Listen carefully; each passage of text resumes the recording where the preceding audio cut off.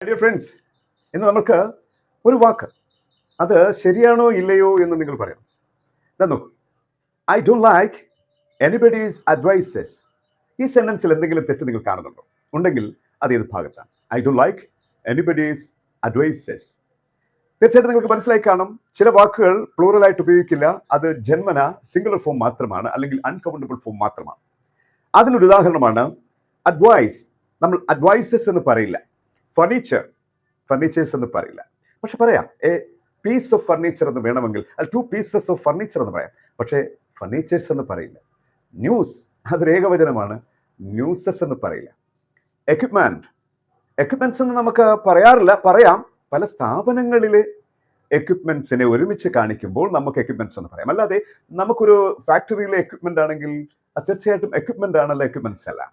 Informations എന്ന് പറയില്ല, information ആണ് ശരി.